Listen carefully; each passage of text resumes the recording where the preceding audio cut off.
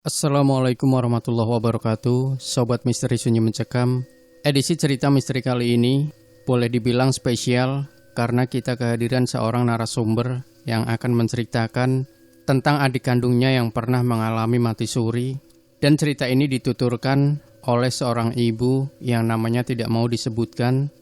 Bagaimana cerita selengkapnya? Langsung saja kita simak sebuah kisah nyata misteri yang berjudul Adikku pernah mengalami mati suri.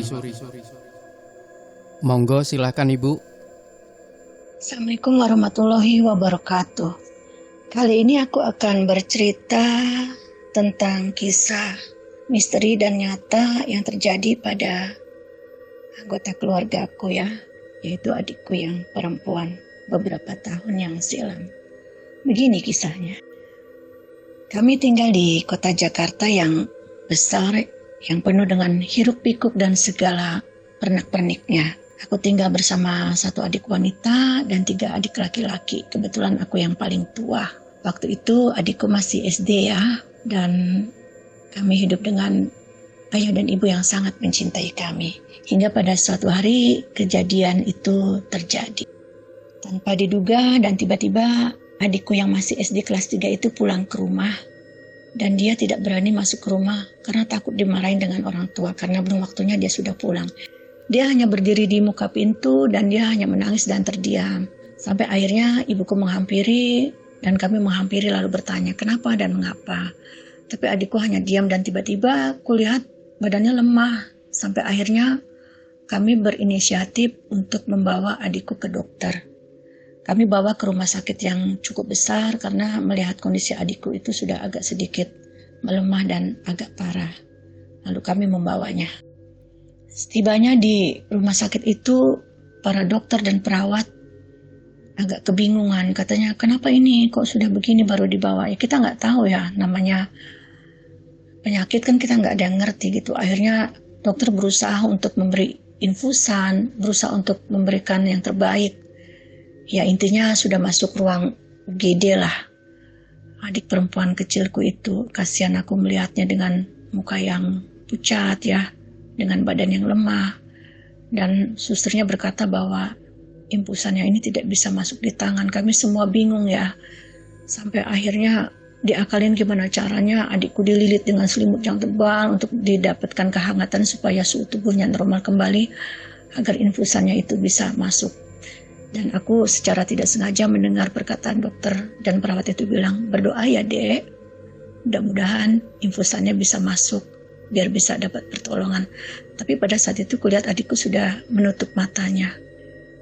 Ya kami sedikit harap-harap cemas dan berdoa, supaya adikku bisa mendapatkan pertolongan yang terbaik dan bisa sadar kembali ya.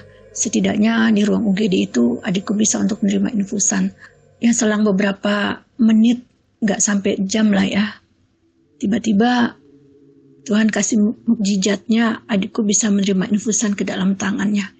Dan alhamdulillah adikku bisa dirawat beberapa hari, mendapat pertolongan dan dokter memvonis katanya adikku kena demam berdarah. Ya namanya penyakit kita tidak tahu ya, kadang tempat kita bersih aja penyakit masih datang dengan tidak terduga. Dirawat beberapa hari, akhirnya adikku pulang kembali ke rumah dengan berbagai macam ceritanya. Terus aku bilang sama adik, ya udah adik, bersyukur sama Tuhan berarti masih dikasih kesempatan untuk bisa hidup umur panjang, alhamdulillah.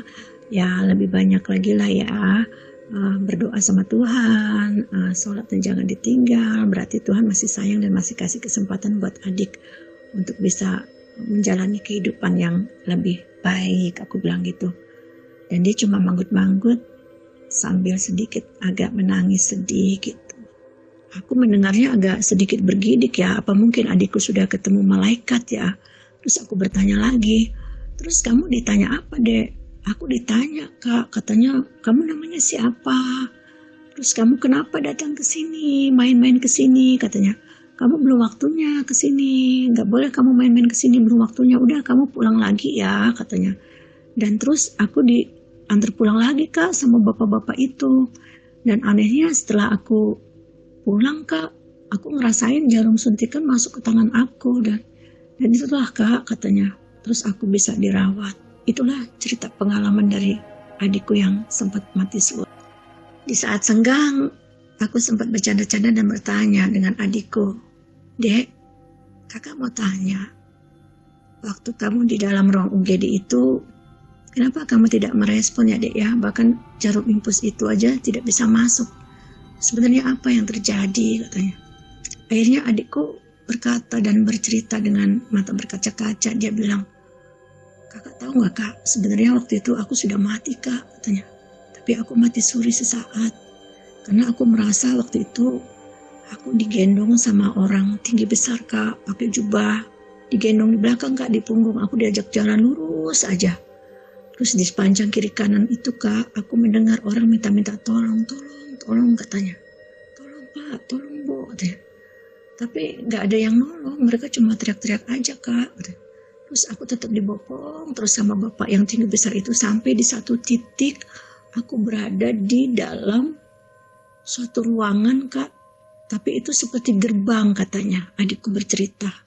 Gerbang yang besar dan ada bapak-bapak besar juga katanya. Dia membawa buku catatan dan berkata kepadaku. Dan alhamdulillah dengan perjalanan waktu yang panjang, adikku sampai sekarang masih sehat, masih umur panjang alhamdulillah, dan dia sudah menikah. Waktu itu dia sempat tinggal di Bandung dan menetap di Jogja, dan sekarang ada di Jakarta lagi dengan kehidupannya dan pekerjaannya yang lebih mapan dan layak. Jadi itulah sedikit pengalaman mistis dari adikku ya. Ternyata kalau mati suri itu memang benar terjadi dan ada. Karena adikku sendiri mengalami dan dia bercerita apa yang dia sudah alami di dalam perjalanan mati suri itu.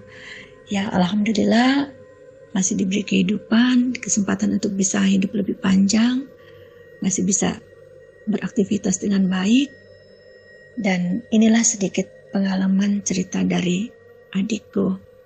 Dan aku berpikir ternyata adikku pernah mengalami mati suri. Inilah sedikit kisah nyata dari anggota keluargaku ya, dari adik perempuanku. Semoga bisa menjadi cerita atau gambaran bahwa di dunia alam sana itu kalau memang sudah kita akan berpindah alam itu pasti akan ditunjukkan dengan segala-segala yang di luar nalar yang kita tidak tahu. Semoga menjadi pelajaran supaya kita tetap ingat kepada Tuhan Yang Maha Kuasa, bersyukur dan selalu diberi keselamatan dunia akhirat. Itu saja kisahnya, Mas. Assalamualaikum warahmatullahi wabarakatuh.